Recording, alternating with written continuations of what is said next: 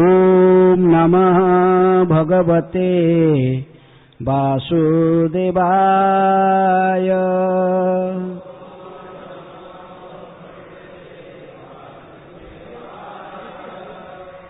ओम नमः भगवते वासुदेवाय।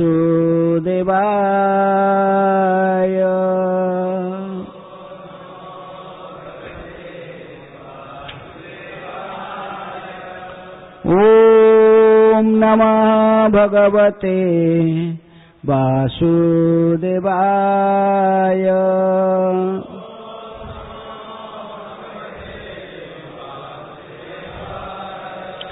नारायणं नमस्कृत्य नरं चैव नरोत्तमं देवीं सरस्वतीं व्यासं ततो जयमुदीरये। नष्टप्रायेषु अभद्रेषु नित्यं भागवत सेवया भगवते उत्तम श्लोके भक्तिर्भवति नैष्ठिकी। कृष्ण सुधामुपगते धर्म ज्ञानादिभिः सह कलौ नष्टदृशामेष पुराणार्क अधुना उदितः। श्रीमद्भागवत पुराण की जय। श्रीमद्भागवतम इंग्लिश क्लास और हिंदी क्लास है? हिंदी, ओके। श्रीमद्भागवतम से पाठ सप्तम स्कंध अध्याय 15 सुसंस्कृत मनुष्यों के लिए उपदेश। आज इस अध्याय के 21 नंबर श्लोक। पंडिताः बहवः राजन् बहुज्ञः संशयच्छिद्दः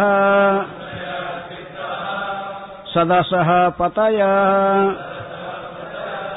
अपि एके असन्तोषात् पतन्ति अधः। पंडिता बहवो राजन् बहुज्ञः संशयच्छिदः सत्सम्पतयो अप्येके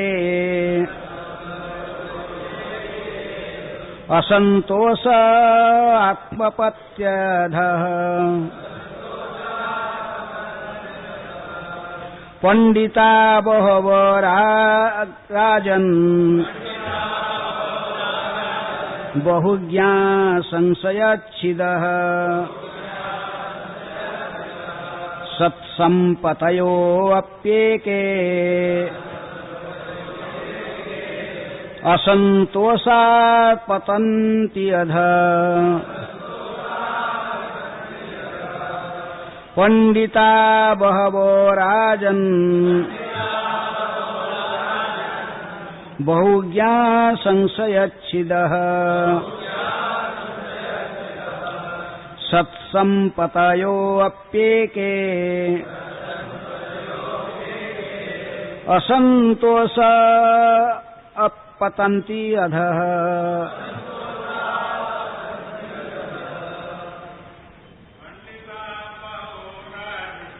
पंडिता बहवो राजन् बहवः संशयच्छिदः सत्सम्पदयोऽप्येके असन्तोषात् पतन्ति अधः। पंडिता बहवो राजन् बहुविद्या संशयच्छिदः सत्सम्पतयोऽप्येके असंतोषात् पतन्ति अधः।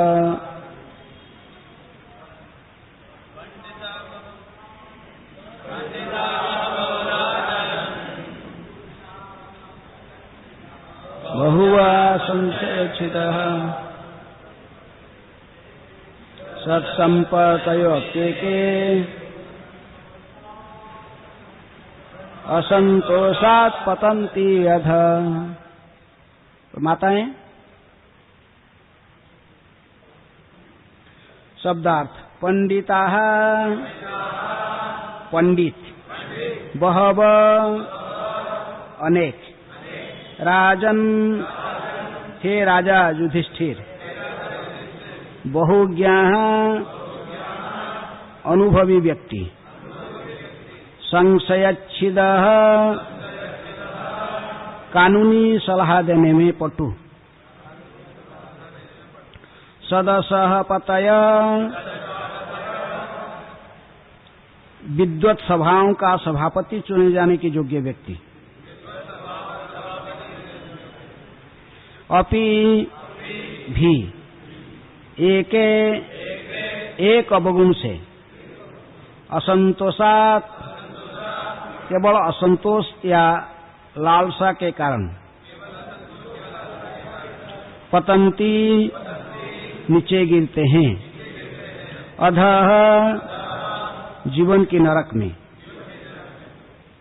अनुवाद तथा तात्पर्य कृष्ण कृपा स्मृति अभय चरणारविंद भक्ति वेदांत स्वामी श्रील प्रभुपाद जी के द्वारा। जगत गुरु श्रील प्रभुपाद की जय। अनुवाद। हे राजा युधिष्ठिर, अनेक अनुभवी व्यक्ति, अनेक विधि सलाहकार, अनेक विद्वान तथा विद्वत सभाओं के सभापति बनने के योग्य अनेक व्यक्ति अपने अपने पदों से संतुष्ट न होने के कारण नारकीय जीवन में या गिरते हैं।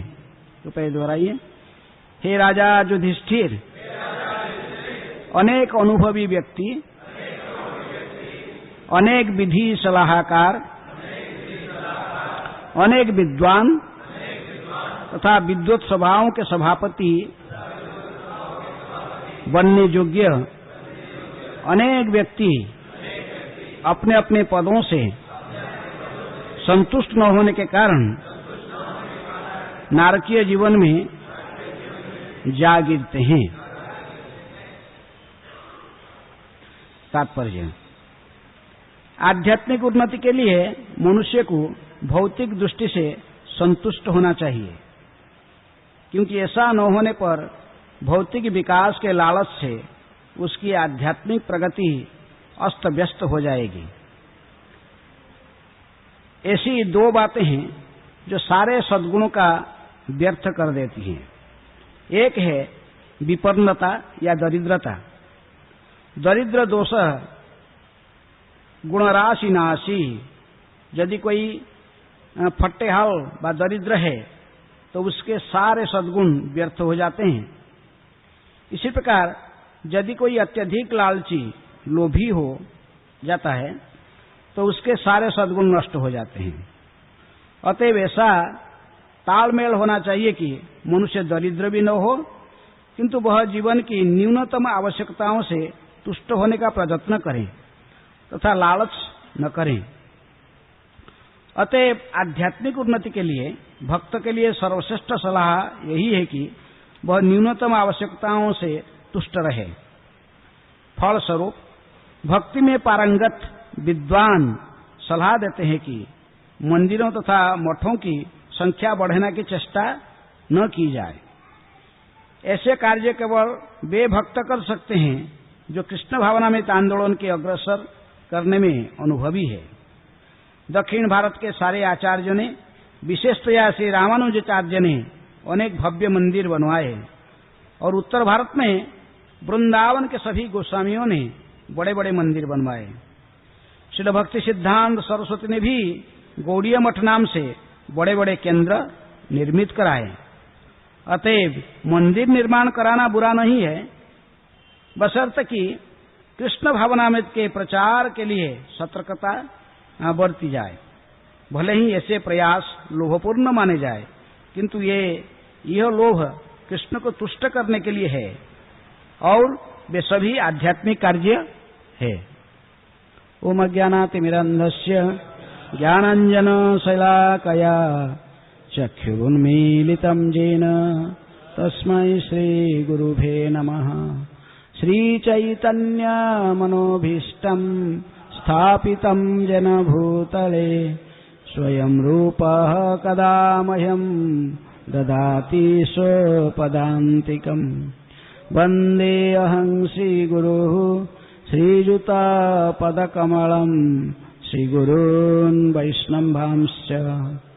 श्रीरूपं साग्रजातं सहगण रघुनाथान्वितं तं सजीवं साद्वैतं सावधूतं परिजन सहितं कृष्ण चैतन्यदेवं श्रीराधा कृष्णपदान् सहगण ललिता श्रीविशाखान्वितांश्च। नमो ॐ विष्णुपादाय कृष्णप्रेष्ठाय भूतले श्रीमते भक्तिवेदान्त स्वामिनिति नामिने। नमस्ते सारस्वते देवे गौरवाणी प्रचारिणे निर्विशेषः शून्यवादी पाश्चात्यदेशतारिणे। नमो महावदान्याय कृष्णप्रेम प्रदायते कृष्णाय कृष्णचैतन्य नामिने गौरतिसे नमः।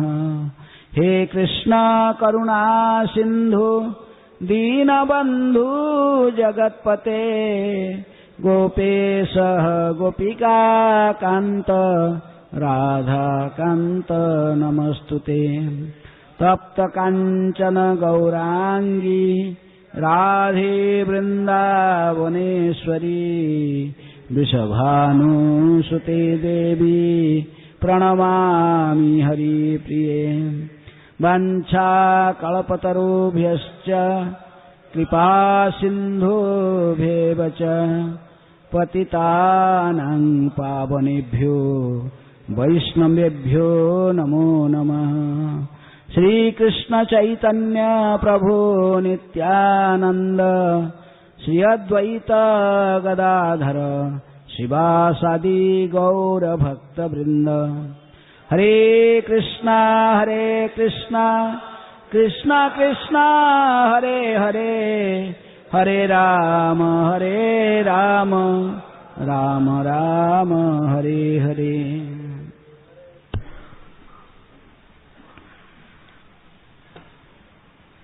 पंडिता बहवो राजन बहुज्ञा संशयच्छिदः सद संपतयो अप्येके असंतोषात् पतंती अध।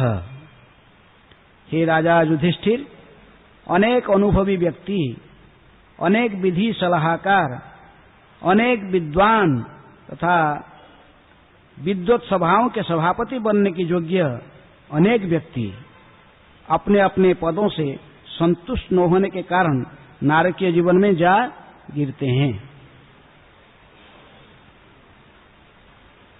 तो यहाँ पर युधिष्ठिर महाराज को उपदेश देते हुए नारद मुनि ने ये सलाह देते कि हमारे प्रकृत शत्रु कौन है। गीता में भी भगवान कहते हैं यही शत्रु महाबाहो कामरूप सुदुष्करम।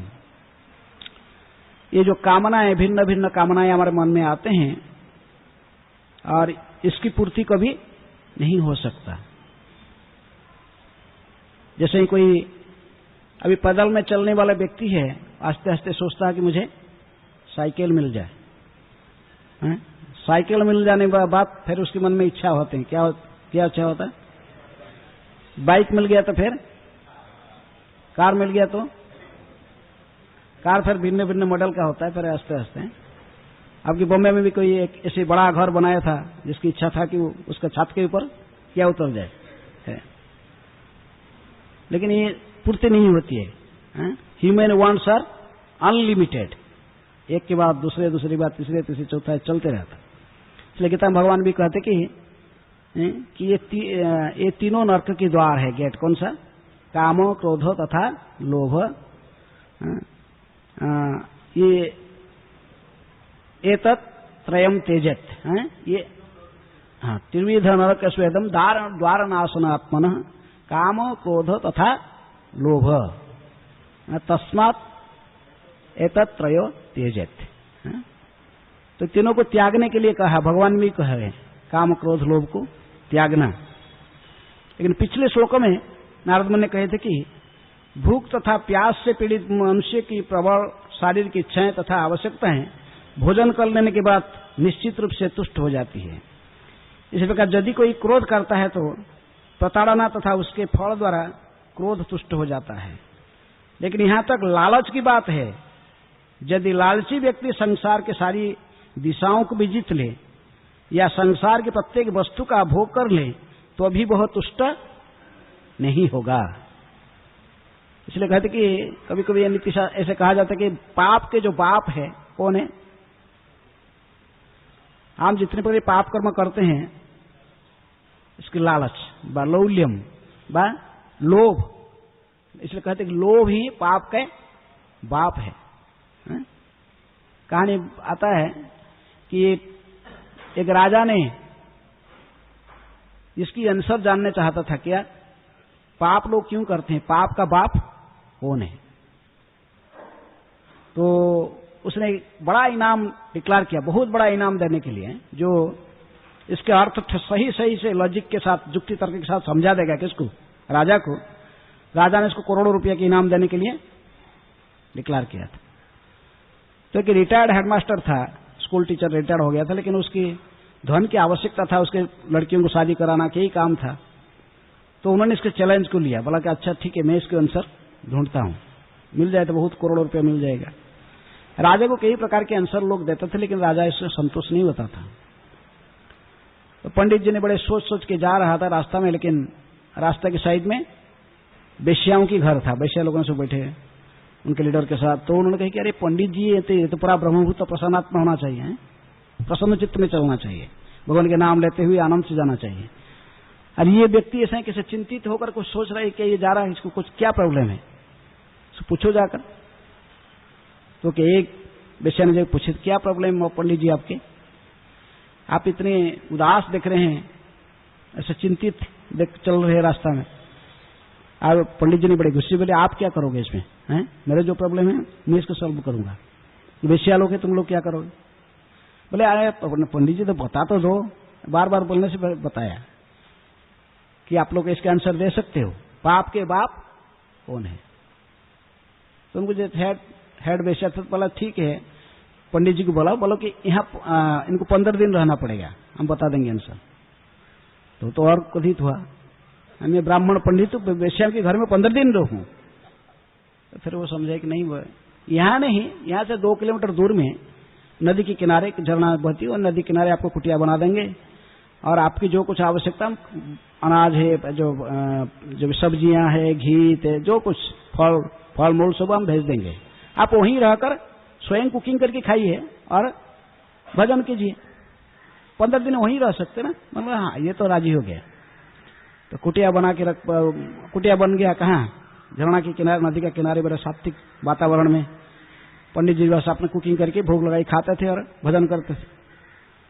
7 दिन गया तो वेश्या ने बोले पंडित जी को बोलो कि महात्मा तो बड़े दयालु होते हैं, बहुत हैं, पर दुख में दुखी होते हैं, हम थोड़ा एक दिन मेरे को इच्छा है कि कुकिंग करके खिलाना। किसको?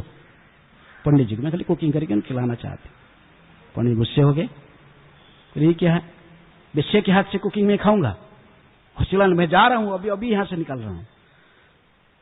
लेकिन दूसरे दिन फिर 2-3 दिन फिर भेजा, एक वेश्या गई, कही कि 100 सोने के मोहर लेकर गए हैं। कही पंडित जी यहाँ तो आपकी गांव नहीं है, आपकी गांव तो कहाँ है, इधर आपको कौन पहचानता है, अकेले रहते हो इधर।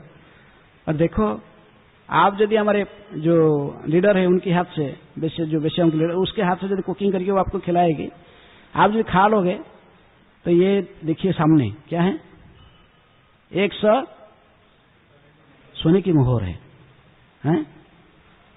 चिंता करो थोड़ा। पंडित जी कहेंगे ठीक है, काल बताऊंगा। है सोने के मोहर दिखाई पड़ा ना, रात भर तो उसको स्वप्न में दिखाया। क्या दिखाई पड़ा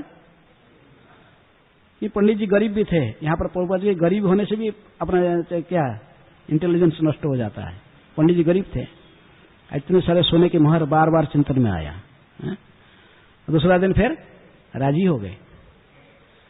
लेकिन कुकिंग का बेशा तो आई बात, कुकिंग की है सब कुछ, लेकिन प्लेट सजाकर जब दे रहे थे पंडित को खाने के लिए, पंडित जी जो खाने के लिए बैठ गए आसन में खाने वाले थे, लेकिन प्लेट को वो उतर के ले गया, निकल के ले गया। और क्रोध आया, अरे मैं इतनी सुबह से भूखा हूं, खाने के लिए जा रहा हूं, मुझसे ये क्या चल रहा है? बोले पंडित जी यही आपके प्रश्न का आंसर देने के लिए ये काम किया। क्या आंसर? पाप के बाप कौन है पता लग रहा है? आप अभी जानते हो कि वेश्या के हाथ से किसी ब्राह्मण को खाना नहीं चाहिए। अब कोई नहीं ब्राह्मण हो, पंडित हो, लेकिन अभी कैसे खाने के लिए तैयार हो गए हैं? किसके लोभ में? ये स्वर्ण मुद्रा की लोभ में ही आप तैयार अभी प्रस्तुत हो गए खाने के लिए, हैं? जब आपको पता लगा पाप करने के, पाप जो ये घोर पाप करने के लिए जा रहे हो, वेश्या के हाथ से कुकिंग खाने के लिए, किस लिए कर रहे हो? स्वर्ण मुद्रा की लोभ से। इसलिए पाप की बाप लोभ है। लोभ के कारण कुछ भी कोई व्यक्ति कर सकता है। यहां तक कि हम देख रहे हैं भगवान श्री कृष्ण की लड़ा में, द्वारका में सेमंतक मणि के केस में, सेमंतक मणि किसके पास था? शक्राजित के पास। तो सेमंतक मणि का लोभ में कितना लोग फंस गए उसमें, हैं? अक्रूर जैसे महाभागवत वैष्णव हैं, नवधा भक्ति में एक अंग के आचार्य है बंधन के। ये सभी पहले तो भगवान से जानते थे, इसलिए शक्राचार्य को है कि ये दे दो हमको, समंतक मणि दे दो, हम इसको रख लेंगे, हैं? राज्य के काम में आएगा, सारे जगत के कल्याण में लगेगा। वो दिया नहीं, इसको लोभ था। लड़की को दे दिया, किसको? कौन? सत्यभामा। लेकिन ये सेमंतक मणि को नहीं दिया। है? धन जितने सारे लक्ष्मी की होती है, राधा रानी की होती है, और उसमें जो लोभ करता है तो उसको पतन होता है। लक्ष्मी केवल किसके सेवा में लगना चाहिए? नारायण की सेवा में। असली सेमंतक मणि कहां से प्राप्त हुआ था? सूर्यदेव कहां से लाए? सेमंतक मणि के इतिहास रूप गोस्वामी ने बताते हैं अपने नाटक में। ललित माधव जो नाटक लिखे उसमें लिखे हैं, सेमंतक विदग्ध माधव ललित माधव नाटक में लिखते हैं कि भगवान श्री कृष्ण ने जब शंखचूड़ को मारा, कहां? वृंदावन में। वो किसी का कैसे जो कुसुम सरोवर आगे जाओगे लेफ्ट साइड में वो स्थान आज भी है। तो मारे जो शंखचूड़ को मारे हैं, तो शंखचूड़ के सिर से क्या निकल रहे थे भगवान? मणि ने। वही है सेमंतक मणि। तो उस मणि को उन्होंने देना चाहते थे राधा रानी को। वो गोपियों के साथ राधा रानी तो थी, लेकिन बलराम जी थे साथ में, इसलिए भगवान ने डायरेक्ट राधा रानी को न देकर किसको दे दिए? दाऊ जी को दे दिए, बलराम को। बलराम जी कृष्ण की कन्हैया के मनोभाव को जानते थे, इसलिए उन ललिता को बुलाकर वो मणि दे दिए। किसको दे देने के लिए? राधा रानी को देने के लिए दे दिए। तो इस प्रकार मणि राधा रानी के पास आ गई। लेकिन भगवान श्री कृष्ण जब मथुरा द्वारका में पधारे, तभी राधा रानी ने कृष्ण के विच्छेद को सहन न कर पाते हुए जमुना में प्रवेश करती है। जमुना में प्रवेश कर जाती तो उनके साथ में विशाखा भी अभिन्न जमुना माना जाती है। कौन? विशाखा। जमुना देवी और विशाखा देवी की पूजा पद्धति, उनके सब कुछ एक ही है। विशाखा को अभिन्न जमुना माने। जमुना किसकी पुत्री है? सूर्य की। तो इसीलिए राधा रानी को साथ में लेकर विशाखा ने सूर्यलोक में प्रवेश करती हैं। सूर्यलोक में जाए तो सूर्यदेव की पूजा भी करती थी पहले राधा रानी। सूर्यदेव बड़े वात्सल्य में भर जाते हैं। उनकी पत्नी संज्ञा और उनको राधा रानी को बड़े जत्न से रखते हैं। उनके लालन पे एक विस्तार ऐसे ही राधा रानी पहुंचती है। तो उसकी बात में शक्राजित पूजा करती। किसकी पूजा करती? सूर्यदेव का।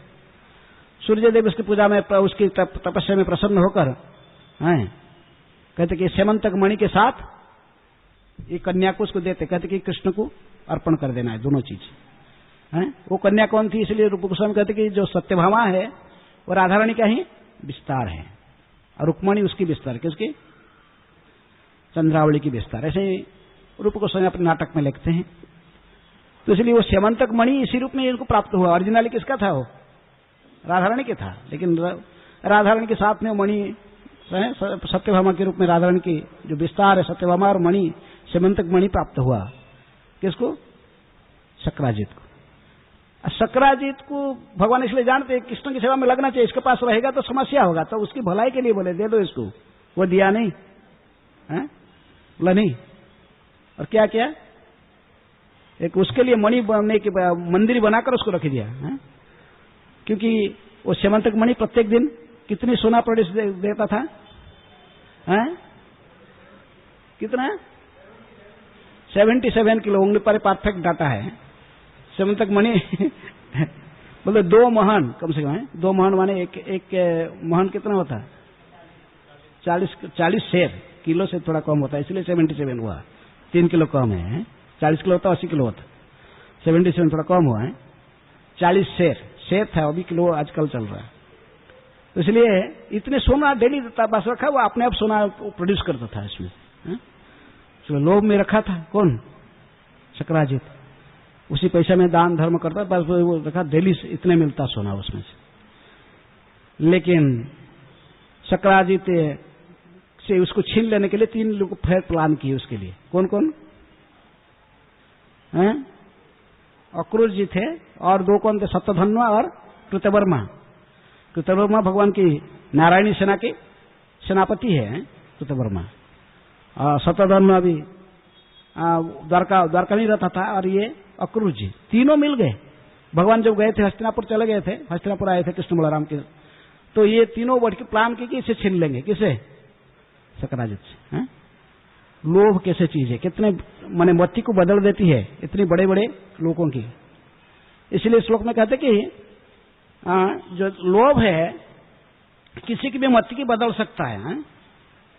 जो अनुभवी व्यक्ति है, पंडिता, जो अनुभवी व्यक्ति, जो सलाहकार भी विधि सलाह देने वाले हैं, जो विद्वान हैं, विद्वत सभा के सभापति बनने की भी योग्य हैं, ऐसे बड़े बड़े व्यक्तियों की मति को भी विचलित कर देता। कौन? लोभ। इस स्यमंतक मणि के लोभ में फंस गए लोग और जाकर उसको मर्डर भी कर दिए। किसको? शतधन्वा प्रैक्टिकल गया और उसको रात में जाकर मार डाला। ये धन का जो लोभ है ऐसे दुष्कर्म में कभी कभी सत्जन को भी निमग्न करा देता है। और सत्यभामा उपस्थित था घर में, उसी की उपस्थिति में उसके पिताजी की मृत्यु हो गया। वो भागते भागते गई द्वारका, द्वारका से भगवान आए, फिर भाग के आए तो भगवान द्वारका आते ही अक्रूर जी वो स्यमंतक मणि को लेके भाग गए। कहाँ? बनारस, वाराणसी में जाकर रहने लगे। और ये दोनों को ये कृतवर्मा जो प्रैक्टिकल मारा था जाकर, तो उसको तो भगवान पीछे लगे उसको मार डाले जन से। क्यों? अपने पत्नी का ही पिता जो था उनके ससुर होता है कौन? शक्राजीत। तो भगवान ने सोचने लगे कि देखो यदि मुझे दे देता था भी और कुछ नहीं होता उसका, दिया नहीं, अभी मरा उसी के लिए, वही धन के लोभ में उसका मृत्यु हुई। और फिर शतधन्वा तसेना वो भी भाग गया द्वारका से। फिर भगवान ने बात नहीं, दोनों को बुलाए दोनों को बुलाए, डरो मत, ला कि मुझे स्यमंतक मणि तो दिखा दो। कि लोग सोच रहे फिर मुझे डाउट करेंगे कि मैं छीन लिया। किससे? शक्राजीत से। तो इसलिए कम से कम दिखा दो उन लोगों को, पब्लिक को, कि देखो स्यमंतक मणि इधर है। बहुत बड़ा कहानी, मैं सारे नहीं कहा क्योंकि पहले कई कथा है, तो ठीक है। लेकिन ये कहने का मतलब है कि कैसे बड़े बड़े लोगों की चेतना भी कलुषित हो जाता है। किसके लोभ में? धन के लोभ। बहुत बड़ा लोभ है। इसे पाप कर्म इसी के लिए लोग करते, केवल धन के लिए, धन के लोभ में कई प्रकार के पाप कर्म करते हैं। ऐसे ही बड़े बड़े विचारकों की मति भी नष्ट होता है। सलाहकार, जैसे शुक्राचार्य जैसे सलाहकार, शुक्राचार्य कहते, भगवान कहते कि कभी नांग उसना कभी। जितने भी विद्वान मनुष्य संसार में, मैं उनमें से कौन हूं? शुक्राचार्य हूं। शुक्राचार्य भगवान की विभूति है। लेकिन फिर भी उन्होंने सलाह देने लगा किसको? बड़ी महाराज को, बड़ी महाराज जो शरबत सब कुछ दे रहे थे भगवान को, हैं, भगवान को जो छोटे छोटे पैर वामन देव दिखाकर बड़ी महाराज को कहते 3 पग जमीन चाहिए। लेकिन ये इतना बुद्धिमान था कि पहचान गया किसको, भगवान को। इतने सारे लोग बैठे थे, कोई नहीं पहचान पाता था वामन देव को। शुक्राचार्य पहचान गए ये विष्णु है, स्वयं भगवान है। बोले अरे बड़ी तो किसको प्रतिज्ञा करने जा रहा है, किसी को प्रतिज्ञा करके दान देने जा रहे हो, ये तुम्हारे शत्रु का इंद्र का छोटा भाई बनकर आया अभी, अदिति और कश्यप को माता पिता बना के सबसे सब कुछ ले लेगा तुमसे, देना नहीं है इसको कुछ भी। कि शुक्राचार्य भी लोभी, सोचा कि ये सब दे देगा तो मुझे भी जंगल में घूमना पड़ेगा। किसको, शुक्राचार्य भौतिकवादी गुरु ऐसे ही सलाह देते हैं शिष्यों को। जो सलाहकार उनकी मत भी बिगड़ देता है यदि, तो इसलिए यहां पर कहते नारद मुनि कहते कि लोभ को जो संयमित नहीं कर पाएगा लोभ, तो उसके सर्वनाश होता है, उसकी पतन हो जाता है। कितनी बड़े विद्वान होने पर भी फिर भी उसकी असंतोषात पतंती अध, यदि संतोष नहीं रहेगा, जिसकी उसके पास मिला है उसमें संतोष नहीं, तो उसकी पतन हो सकता है। इसलिए भगवान ने कहते कि गीता में मन की सबसे बड़ा तपस्या क्या है, संतोष रहना। भक्ति युग में भी भगवान कहते कि संतुष्ट सततन योगी यतात्मा दृढ़ निश्चय मयोर्पित मन बुद्धि जमद भक्त समय प्रिय। जो भक्ति योगी होता है, भक्ति योग का ही श्लोक है, भक्ति योग का जो भक्ति योगी होता है संतुष्ट, सदा संतोष रहता है, किसी भी परिस्थिति में जो भी मिला उसी में संतोष रहना, अधिक लोभ नहीं करना। इसलिए प्रभुपाद जी संक्षेप में कहते थे कि हमारा जो दर्शन है, कृष्ण भावनामृत का जो शिक्षा है, सादा जीवन उच्चा विचार, सिंपल लिविंग हाई थिंकिंग। इसलिए जितनी आवश्यकता है इतनी ही स्वीकार करना, और सभी जानना कि किसकी सेवा के लिए है, भगवान की सेवा के लिए। व्यक्ति को संचय नहीं करना चाहिए। भक्ति को नाश करने की जो चीज रूप गोस्वामी कहते कि सबसे पहला क्या है, अत्याहार। अत्याहार प्रयासश्च प्रजल्प नियमाग्रह जनसंगश्च लौल्यम च षड्भीर भक्ति विनश्यति। भक्ति को नाश करता है। आवश्यकता से अधिक धन के संग्रह करने, बाद धन को इकट्ठी करने के लिए प्रयास करने से, प्रयास, और ऐसे धन को इकट्ठी करने के लिए कितनी प्रकार के झूठ मूठ बोलना पड़ता है। धन ऐसे नहीं मिलता है आसान से, है कितनी प्रकार की चीटिंग, मैंने झूठ मूठ कहना पड़ता है, प्रजल्प करना पड़ता है। और ऐसे अंत में वो कहते कि लौल्यम, लालची बनना। आज मुझे इतना मिला, काल फिर वैसे ज्यादा मिलेगा। इस महीना में मेरे 10 लाख बिजनेस में आया तो अगला महीना में 15 होना चाहिए, फिर 20 होना चाहिए। ऐसे ही लोभ, इसका कोई अंत नहीं है। ऐसा ही जो लोभी व्यक्ति जो संयमित नहीं कर पाता अपनी इंद्रियों को, एक इच्छा के बाद दूसरी इच्छा आते जाते हैं, तो व्यक्ति वो कितने बड़े पंडित होने पर भी, हे राजन, बड़े पंडित व्यक्ति भी, जो कि कानूनी की जो संशय सिद्ध, जिनके मन में कोई संशय भी नहीं, लेकिन कानूनी सलाह देने में पटु है, राजा में कोई राज्य में मंत्री का पद भी निभाता है, बा सत्स पता है विद्वा, जो कि विद्वत सभाओं के सभापति चुने जाने के भी योग्य है। ऐसा ही महान पंडित व्यक्ति भी यदि उसके पास में एक अवगुण रहता है, असंतोषात, असंतोष रहना, जिसकी जितना मिला उसको संतोष नहीं रहता है, तो फिर इसकी पतन हो जाता है। इसलिए इससे बचना चाहिए। हम जो भक्ति में आ रहे हैं भक्ति करने के लिए, तो इससे बचना चाहिए। क्या लोभी नहीं बनना चाहिए, लालची नहीं होना चाहिए, जितनी मिला इतने में संतोष रहो। हमको करना क्या है, जो प्रसाद हमको मंदिर में दिए जा रहा है तो सफिशिएंट है, 2 टाइम खाना। कितना टाइम मिलता प्रसाद, रात को नहीं मिल रहा, 3 टाइम मिल रहा है, तो इतनी खा के संतोष रहना है। ज्यादा फिर लोभ ही नहीं बनना चाहिए, फिर जाके रास्ता साइड में, रोड साइड में इधर उधर फिर नहीं देखना चाहिए। जितने मिला, अब जो फास्टिंग के लिए कहा गया एकादशी में व्रत रखना, तो इसके निर्देशन को फॉलो करना। यदि इसको फॉलो नहीं करोगे फिर क्या होगा, फिर माया में जाओगे। तो इसलिए कहते कि संतोष रहो, जो मिलता है मंदिर की अथॉरिटी से जितना दिया गया इतना खा के इतनी प्रसाद बाद जो क्लॉथ दी जा रहे हैं, कितना सेट क्लॉथ है आपके पास? 3 सेट। 3 सेट भी ठीक है?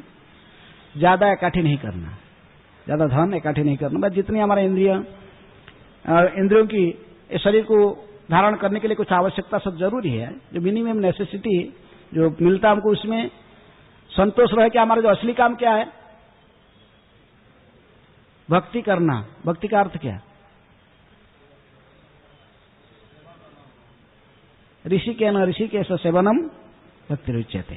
ये समस्त इंद्रियों के स्वामी भगवान की सेवा में, रास बिहारी की सेवा में लगाना, उसी की भक्ति कहते हैं। समस्त इंद्रियों, लेकिन इंद्रियों को भगवान की सेवा करने के लिए भी इनको आवश्यक है कि ये शरीर को भी सुस्त रखना है। इसलिए भक्तिनाथ ठाकुर कहते कि शरीर का देखभाल करना ये भी भक्त का काम है। शरीर को मैंने कम से कम यदि सुस्त रहेगा तो ये सेवा करेगा ना, रुग्णा शरीर में कैसा सेवा करेगा? इसलिए प्रभुपाद जी कहते कि 2 अनर्थ है। एक तो ज्यादा धन होने से भी जो लोभी होकर धन संचय करता है वो भी विपद में रहता है, और जो गरीब है, निपट गरीब है, वो शरीर को ठीक से रक्षा नहीं कर पा रहा, वो भी, उसका मति भी बिगड़ जाता है। कम से कम पेट तो भरे, एक कपड़ा पहनने के लिए पास रहे, लेकिन अधिक नहीं, अत्याचार नहीं करना। इसलिए इसकर में आपको मिनिमम नेसेसिटी दी जाती है। तो इतने में संतोष रहकर शरीर को स्वस्थ रखना, और इस शरीर को कृष्ण का ही समझकर, बाह्य इंद्रियों को कृष्ण का ही समझकर उन्हीं की सेवा में लगाना चाहिए। समस्त इंद्रियों की जो स्वामी वो कौन है? कृष्ण। सर्वोपाधि विनिर्मुक्त तत्परोत्तन निर्मलम ऋषिकेश सेवनम भक्ति रुच्यते। अन्य उपाधि से मुक्त होना चाहिए। जो भिन्न भिन्न उपाधि हमारे शरीर के कारण हमारे पास में लगा हुआ है, मैं ब्रह्मचारी हूँ, गृहस्थ हूँ, वानप्रस्थी हूँ, सन्यासी हूँ, या कोई ब्राह्मण, क्षत्रिय, वैश्य, शूद्र, यहाँ तक कि स्त्री और पुरुष, ये सब शरीर के ऊपर केवल उपाधि लगा हुआ है। लेकिन ऐसे सब उपाधि की भावना से मुक्त होकर, सर्व उपाधि विनिर्मुक्त, निर्मल चित्त से, निर्मल हृदय से, स्वच्छ हृदय से, समस्त इंद्रियों के स्वामी भगवान श्री कृष्ण की सेवा में लगाना चाहिए। इसी को भक्ति कहते हैं। तो हमारा असली जो कर्तव्य है भगवान की भक्ति करना। जानना चाहिए कि संसार की जितनी भी संपत्ति किसका है? ईशावास्यम इदम सर्वम, सभी भगवान की है। इसलिए सारे भगवान की सेवा में लगना चाहिए।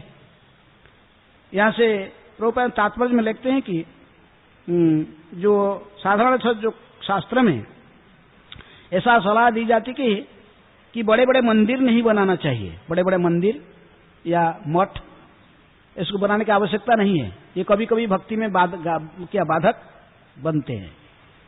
लेकिन जो व्यक्ति कृष्ण भावना भावित है, जो कृष्ण भावना में आंदोलन को आगे बढ़ाना चाहते हैं हम प्रचार के लिए, सारा जगत के कल्याण के लिए, ये योग्य व्यक्ति के हाथ में धन घातक नहीं बनता है। हम इसी लोभ को भी भगवान की सेवा में लगा सकते हैं। जैसे ही एक बार एक धर्म सम्मेलन में कुछ हमारे इस्कॉन के सदस्य गए थे, मायावादी लोग भी वहां पर उपस्थित थे। एक मायावादी के रिप्रेजेंटेटिव, मायावादी संस्था जो रिप्रेजेंटेटिव है, वो कहा कि हमारे गुरुजी इतनी बैरागी थे कि सोने के पहाड़ उनके सामने रख देने भी उसको देखने के लिए कभी देखते नहीं, उसकी तरफ तुच्छ तरफ देखते थे। मिट्टी और सोने में कोई अंतर नहीं देखते थे, मिट्टी के पहाड़ जैसे देखते थे।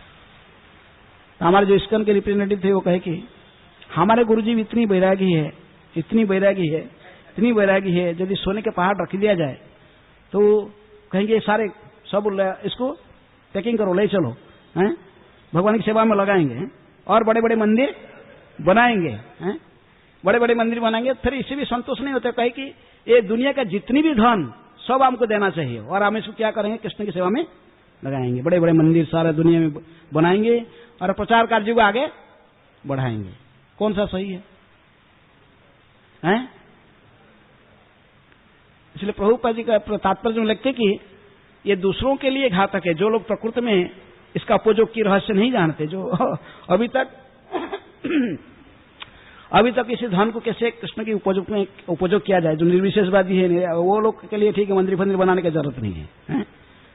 लेकिन वैष्णव आचार्यों के लिए जरूरी है। हमारा वैष्णव प्रभुपाद उदाहरण देते कि दक्षिण भारत में सो बड़े बड़े मंदिर को रामानुज आचार्य विशेष करके बनाए। वह इनके पहले भी एक आचार्य तो रंगनाथ जी के मंदिर को जो निर्माण किए थे वो क्या कैसे बनाए? 13वां आचार्य ऐसे कुछ जो श्री संप्रदाय के हैं, तो उन्होंने रंगनाथ मंदिर को निर्माण किए थे डकैती करके, लोगों को एक डकैत दल गठन करके उनके द्वारा लूटते थे। क्योंकि पहले उन्होंने देखे रंगनाथ जी को प्राप्त किए जंगल में, तो रंगनाथ जी के लिए एक मंदिर बनाने के लिए सभी को कहे, बड़े बड़े राजाओं के पास गए, सो धनियों के कोई धन देने के लिए तैयार नहीं था। तो फिर प्लान किया, अरे सारे धन तो उन्हीं की है, किसका? भगवान का ही है, तो इनसे छीना जाए किसी भी बड़े बड़े कौशल इनसे छीन कर भगवान की सेवा में लगा जाए, उससे उनका भी कल्याण होगा। स्वयं तो माधु करी खाते थे, जो मांग खिलाते थे उसी को उसी माधु करी करके उसी कुकिंग कर भगवान को भोग लगाई खाते थे। लेकिन जो लूट के लाते थे तो उसको सारे मंदिर बनाने में लगाए। सो डकैत लोगों को जो जेल से निकालते थे, इनको सब पकड़ पकड़ के एक ग्रुप बनाया है, तो क्या हो डकैत दौड़ ऑर्गेनाइज करके लूटते थे धन, रात में जाकर सब लूट के आते थे और ला के इकट्ठी करते थे। उसी धन में फिर इतनी विशाल मंदिर बना। कौन सा? रंगनाथ जी के मंदिर है। लाखों संख्या में लोग जाते फिर मंदिर के भगवान के दर्शन करते हैं। प्रभुपाद जी कहते कि जो वैष्णव आचार्यगण भी बड़े बड़े मंदिर बनाए हैं, लेकिन उसमें आसक्त नहीं है, नहीं सोचते कि मैंने बनाया मेरे नाम है। अब शुरू से ही देख रहे हैं, सत्ययुग से महाराज इंद्रद्युम्न ने इतनी विशाल मंदिर बनाया। किसके लिए? जगन्नाथ जी के लिए, अपने के लिए नहीं। जगन्नाथ जी जब इनको कुछ मांगने के लिए कहे वर मांगो, तो उन्होंने कहे कि मुझे यही वर दीजिए कि भविष्य में कोई बोलने के लिए कि मंदिर मेरे पूर्वजों ने बनाया, मेरे पिताजी ने बनाया, पिता के पिता बड़े, ऐसे बोलने के लिए कोई जैसे न रहे, मुझे निर्वंश कर दीजिए। अपने के लिए नहीं मांगा, उनको लोभी की पूजा मान प्रतिष्ठा के लिए नहीं बनाए, केवल भगवान की इस कीर्ति को बढ़ाने के लिए, सारा जगत में जगन्नाथ जी की महिमा को बढ़ाने के लिए जगन्नाथ जी के लिए इतने विशाल मंदिर बनाया, लेकिन अपने के लिए नहीं। क्योंकि प्रभु है जगन्नाथ, आपको दूसरे बार मांग रहा हूं कि आप दिन रात खाते रहो, आपके पास में 8 प्रहर में 8 बार 56 भोग चढ़ेगा, आपके हाथ कभी सूखेगा नहीं, दिन रात खाते रहो। किसके लिए? जगन्नाथ जी। जगन्नाथ जी खाएंगे, जितने ज्यादा खाएंगे इतनी महाप्रसाद अधिक आएगा, तो सारे लाखों लोग आएंगे, उनके लिए महाप्रसाद की कमी नहीं होगा, सभी खाएंगे। जगन्नाथ जी के महाप्रसाद खा के उद्धार हो जाएंगे। तीसरे वर क्या मांगे? 3 बार मांगे थे, मुझे निर्वंश कर दीजिए, आपके हाथ कभी सूखेगा नहीं, सब समय खाते रहिए। क्या बोले? दर्शन, केवल 1.5 घंटा मंदिर बंद रहेगा, सब समय आपके दर्शन उपलब्धि होगा। क्योंकि जत्र साक्षा जगन्नाथ शंख चक्र गदाधर जंतु दर्शनात् मुक्ति सददाति कृपा निधि है। स्कंद पुराण में कहा जाता है जगन्नाथ की जो उत्कलखंड की महात्मा में, जगन्नाथ केवल दर्शन करने से ही व्यक्ति जंतु दर्शनात् मुक्ति मुक्त हो जाता, जन्मत संसार से। जगन्नाथ के दर्शन करेगा और महाप्रसाद खाएगा, बस उद्धार हो गए। इसलिए सारे जगत की कल्याण के लिए ही महाराज इंद्रद्युम्न ने इतनी विशाल मंदिर बनाए। रामानुज आचार्य श्री संप्रदाय के आचार्य लोग ने इतनी विशाल मंदिर से बनाए। इसलिए प्रभुपाद जी कहते कि हमें भी जो कृष्ण भावना भावित जो है प्रभुपाद जी जैसे महान आचार्य, इनको सारा दुनिया में ऐसे ही लाखों मंदिर बनाने भी कोई प्रभावित, कोई इसमें से उनकी कुछ नुकसान होने वाला बा, वो लोभी नहीं बनने वाले हैं। जो व्यक्ति विशेष रूप में पूजा मान प्रतिष्ठा के पीछे है, लालची होकर इंद्रिय तृप्ति के लिए लालची है, तो उस व्यक्ति की हानि होता है, क्योंकि वो उसमें आसक्त रह जाता है। एक मंदिर बना फिर उसी को मेरा मंदिर है, ऐसे सोचता। लेकिन गौड़ीय वैष्णव आचार्य जैसे नहीं सोचते हैं, वो वैसे ही बड़े बड़े मंदिर बनाकर, और प्रभुपाद जी सारा विश्व में मंदिर बनाकर उसको प्रचार करना चाहते थे, पूरा कृष्ण के प्रचार के लिए। सारे संपत्ति कृष्ण का है, इसलिए सारे कृष्ण की सेवा में लगना चाहिए। लेकिन जो नियोफाइड व्यक्ति है, जो अपने पूजा प्रतिष्ठा के लिए सोचता है कि मैं बड़ा अपने को प्रतिष्ठित करना चाहता, तो इस व्यक्ति के लिए हानिकारक है। लेकिन जो इसमें अनासक्त है, अनासक्तस्य विषयान यथार्ह उपवंजित निर्मंधे कृष्ण संबंधे युक्त वैराग्य उच्यते। हमारा जो दर्शन है युक्त वैराग्य के दर्शन, जो कुछ मिला है सभी भगवान का है, और इसको भगवान की सेवा में लगाना। इसी दृष्टि से प्रभुपाद जी कहते कि तात्पर्य में कि बड़े बड़े मंदिर बनाना चाहिए। यदियो शास्त्र में कहा जाता थियोरेटिकल कि बड़ा बड़ा मंदिर मठ नहीं बनाना चाहिए, रूप गोस्वामी भी लिखे भक्ति रसामृत सिंधु में भी है साधन भक्ति में। लेकिन जो ऑलरेडी साधन कर सिद्ध हो चुके जो महान भक्त है उसके लिए हानि करने वाला नहीं है। इसलिए प्रभुपाद जी ने सलाह देते कि बड़े बड़े मंदिर होना चाहिए और ज्यादा मंदिर पूरा विश्व में व्याप्त होना चाहिए। कृष्ण भावनामृत आंदोलन के बड़े बड़े मंदिर होना चाहिए और उसके माध्यम से साधारण जनता में कृष्ण भावना की प्रचार होना चाहिए। प्रचार ही सार।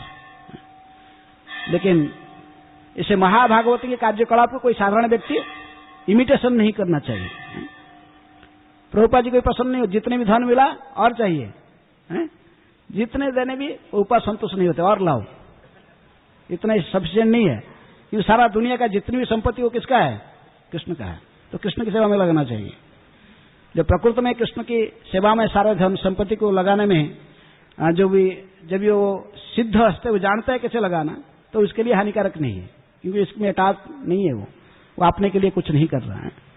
प्रभुपाद जी ने संस्था बनाए, कुछ अपने के लिए किया है कि कुछ हमारे घर के लिए दे दो, हम घर पर कुछ अपने लड़के के बारे में, अपने पत्नी में, ऐसे सोचे कुछ नहीं, सारे जगत के कल्याण में है। और आज देखोगे कई बड़े बड़े प्रचारक है, आपने जो प्रचार किया धन इकट्ठी हुआ, फिर अपने लड़का के नाम से रख देगा। ये मंदिर मेरा लड़का का नाम से, वो मंदिर मेरे लड़की के नाम से, ये मंदिर है। ऐसे प्रभुपाद जी ने कुछ नहीं किए हैं। कई है ना, प्रचार करेंगे बड़ा बहुत, लेकिन बात में फिर ये मोह नहीं छोड़ता है। कौन सा? ये मेरा लड़का है, लड़की है, मेरे जमाता है, ऐसा नहीं रहता है फिर भी है। लेकिन प्रभुपाद जी के पास में ऐसा कोई ममता नहीं है। अनन्य ममता किससे? कृष्ण में है। अनन्य ममता कृष्ण में जो इसको है, वही धन की उपयोग कर सकता है। इसको जितने भी देने पर भी उसको कुछ हानि होने वाला नहीं है। सबको कृष्ण की सेवा में लगाता रहेगा है? अधिक से अधिक। नहीं तो जो साधारण व्यक्ति है, जिसको इसमें जानता नहीं कृष्ण की सेवा में कैसे लगाना, फिर वो फंस जाता है। यदि बड़े से बड़े व्यक्ति भी जो आध्यात्मिक सलाहकार देने के लिए भी नियुक्त किया गया, कोई बड़े मंत्री पद में सलाहकार देने के लिए बड़े विद्वान है, पंडित है, लेकिन फिर भी ऐसे व्यक्तियों की मति को भी विचलित कर देता है। कौन? लोभ। लोभ इनकी मति को विचलित करता है। लेकिन जो कृष्ण के महान भक्त है, श्रील प्रभुपाद जी जैसे, इनकी मति को कभी ये लोभ विचलित नहीं कर सकता। इसलिए प्रभुपाद जी कहते कि साधारण दृष्टि से यदि शास्त्र में कहा गया बड़े बड़े मंदिर मठ निर्माण नहीं करना चाहिए, नीति शास्त्र आदि में कहा गया, लेकिन फिर भी हमारे बड़े बड़े आचार्य, महान आचार्यों ने बड़े बड़े मंदिर बनाया कृष्ण भावनामृत के प्रचार के लिए। ऐसे बड़े बड़े मंदिर के निर्माण होना जरूरी है।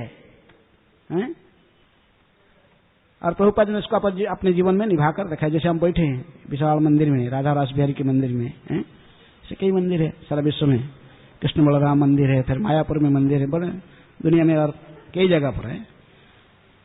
तो बड़े बड़े मंदिर में निर्माण करने के लिए प्रभुपाद जी कहते कि हानिकारक नहीं है। जो निर्माण करता भक्त हो, शुद्ध भक्त हो और सब कुछ भगवान की सेवा में लगाने के लिए तत्पर है, तो उसको सारा दुनिया की संपत्ति सब कुछ दे देने पर भी उसकी कुछ हानि होने वाला नहीं है। ओके, हरे कृष्ण। कोई प्रश्न है?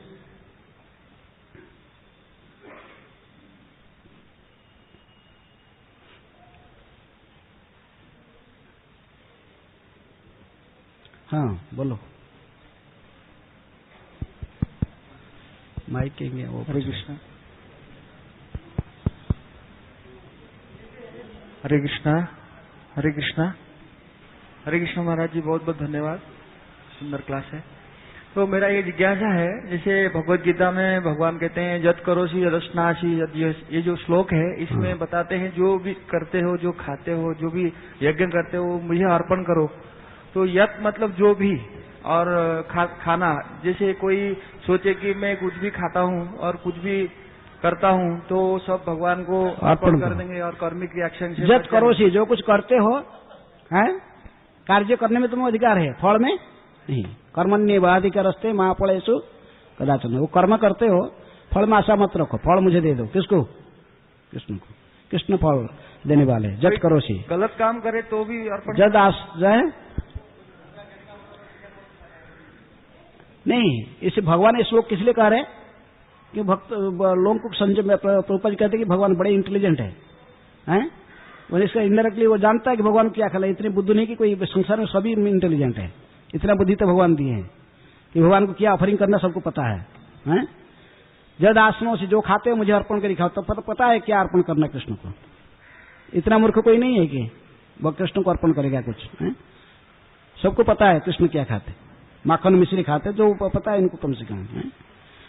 तो इसलिए कृष्ण भगवान कहते कि जो खाते हो मुझे देकर खाओ, इसका मतलब इसको नॉनवेज बना रहे, भगवान कह रहे कि इसको नहीं खाना है, अच्छे चीज खिलाओ, अर्पण करो।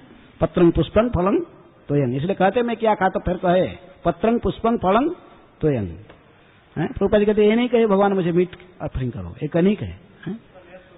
तो इसलिए इसको अर्पण करो, जो खाते हो मुझे अर्पण करो, अर्पण करके प्रसाद बना के खाओ, इसका मतलब अभक्ष्य भक्षण छोड़ो, जदासनों से। इसलिए कोई श्लोक को समझने के लिए अपने इंटरप्रिटेशन से नहीं, आचार्यों के इंटरप्रिटेशन के माध्यम से समझा जाता है क्या इस श्लोक का अर्थ है। जद करोसी जदासनोसी जज्जुहोसी जदासी, जो उपहार के रूप में देते हो वो सब मुझे दो। बर्थडे पार्टी में जा रहे, उपहार और दान में थोड़ा अंतर है, हम उपहार वॉलंटरली देते हैं, जाते किसी तो उपहार देते हैं, तो उपहार भी मुझे दो, मेरे भी जन्मदिन है, भगवान के जन्मदिन है, जन्माष्टमी आदि, तो उसमें उपहार लेके मंदिर में भी लेके आओ सारे, हैं। और जो भी दान देते हो, किसी को दान मांगने के लिए आते फिर दान करते हैं, नहीं मांगने पर जो देते उसको उपहार कहते हैं, जो मांगने पर देते उसको दान कहते हैं। तो दान जो दे रहे तो लोग लाइन में आ रहे दान लेने के लिए, तो फिर वो भी सारे मुझे दो। उपहार दान सो मेरे लिए है, दूसरों को देने से तुमको लाइफ फायदा नहीं होगा। इसलिए भगवान ने 3 प्रकार के दान कहा गीता में, सत्वगुणी, रजगुणी और तमगुणी दान है। तमगुणी रजगुणी दान से कुछ फायदा नहीं है। जो निष्काम भाव से मंदिर में दान देता है व ऐसे संत को दान देता जो लेकर भगवान की सेवा में लगाएंगे, सत्वगुणी दान कहते हैं। हाँ, आपका क्या प्रश्न है?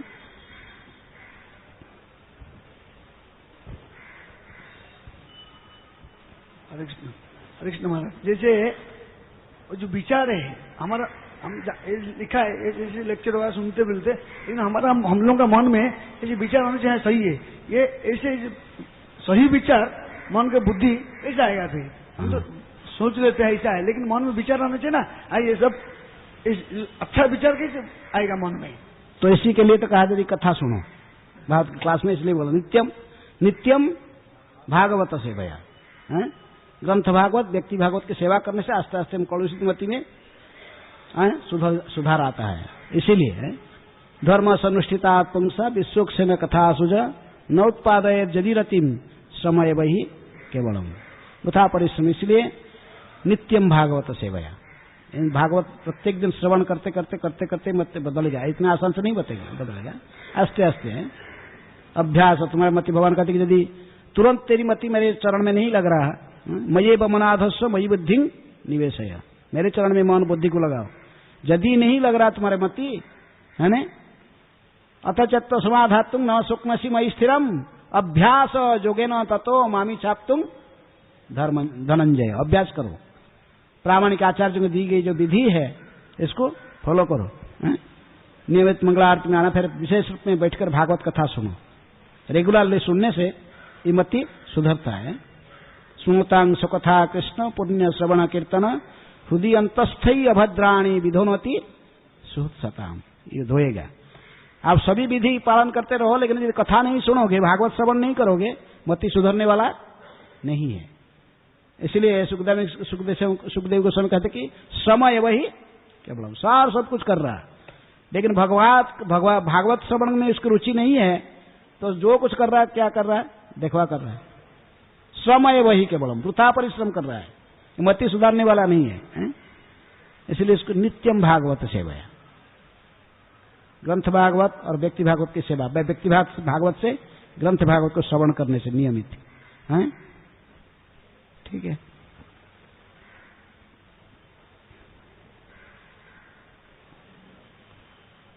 वहां से दोनों हाथ उठ।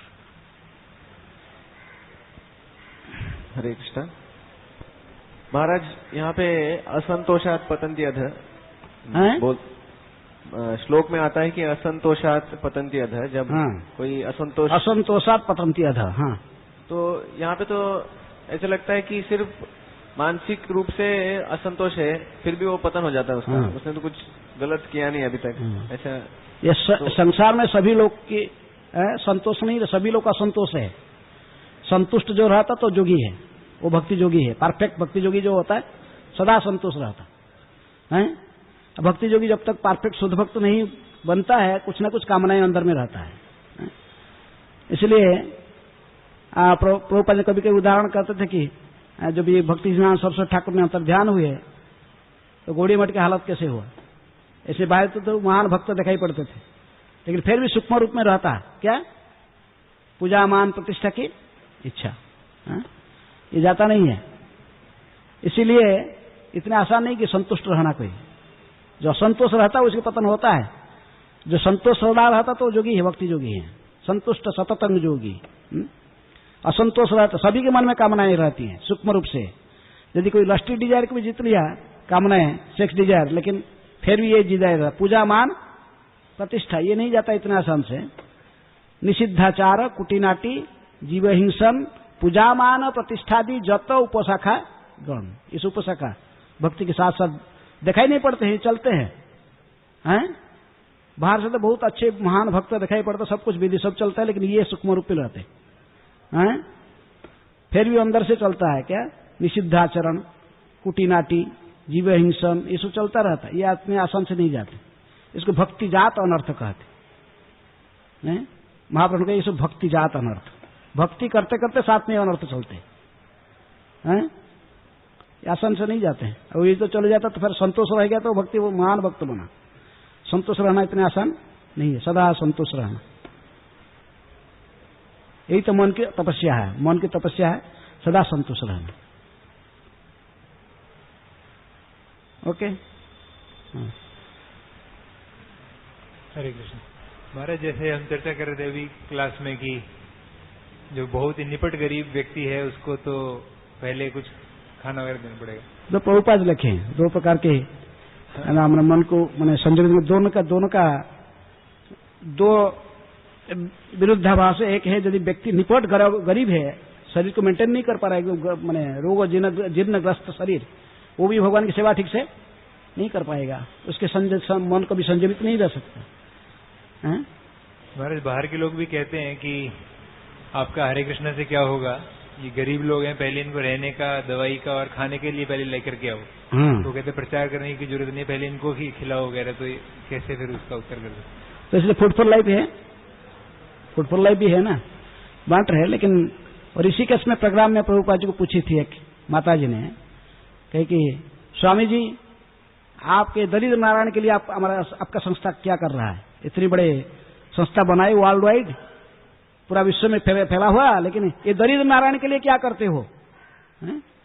तो उसका कहने का क्या आशय था कि दरिद्र नारायण केवल दरिद्रों की है। प्रभुपाद ने कहा कि एक तो पहले तो आप क्वेश्चन गलत है कि आप कह रहे कि दरिद्र नारायण दरिद्र नहीं होते हैं। नारायण तो लक्ष्मी के पति है, सौभाग्य की देवी लक्ष्मी के पति है, वो दरिद्र नहीं होते हैं। तो दरिद्र नारायण सर्वत्र है, जो कि धनी का हृदय में भी, गरीबी का हृदय, सभी के हृदय नारायण बैठे। लेकिन जो ठीक है, गरीब लोगों को दान देना व उनको अन्न वस्त्र आदि दान करना, इसीलिए प्रभुपाद ने इसका पूरा विरोध नहीं, इसलिए तो फूड फॉर लाइफ चल रहा है। फूड फॉर लाइफ विशेष रूप में चल देते हैं। लेकिन इससे भी बड़ा है, इनको केवल खाना पीना कपड़ा देने से नहीं होगा, रोटी कपड़ा और वो काम, इससे उनके सारा समस्या समाधान नहीं होगा। इनको कृष्ण भावनामृत का भी प्रचार करना, खाने के साथ साथ उनको हरे कृष्ण मंत्र का जपा व उनको कीर्तन करने में लगाना पड़ेगा। दोनों जरूरी है। ठीक है। लेकिन जो नेचुरली जन्म से ही गरीब है उनके लिए अफेक्ट करता है। लेकिन जो करोड़ जो रूप सनातन रघुनाथ जैसे सब त्याग कर त्यक्वा तूर्ण अशेष मंडलपति शनिंग सदा तुच्छवत, ये त्याग कर जो वॉलंटरली गरीब बने हैं उनके लिए फर्क नहीं पड़ता है। रघुनाथ दास गोस्वामी पीते थे एक छाछ दोने में 100 ग्राम के छाछ वैसे पी लेते थे। कितना दिन? 48 घंटा जाता था। तो इसलिए कि उनका मति बिगड़ता था नहीं। जो लोग कॉमन लोग, साधारण लोगों के लिए कहा गया, जो गरीब है। तो लोग फिर नहीं, तो जो गोस्वामी लेख में वो तो वॉलंटरली त्यागे हैं, जानबूझकर। त्यागी उसी कहते हैं जिसके पास बहुत कुछ था और सब त्याग कर, वॉलंटरली सब त्याग कर भगवान की भक्ति के लिए सब त्याग दिया, वो उसको त्यागी कहते हैं। कोई बाहर में रिक्शा वाला खूब घूम रहा था, उसको मैंने खाने ठीक से नहीं मिलता था, और कि इस्कन में ज्वाइन कर लिया और अमेरिका जाके वहां पैसा कमाया, तो उसको त्यागी नहीं कहते हैं। जिसके पास राजा की समान संपत्ति ऑलरेडी सारे भोग होते हुए त्याग कर आग भक्ति कर रहा, उसको त्यागी कहते हैं। और कोई प्रश्न है?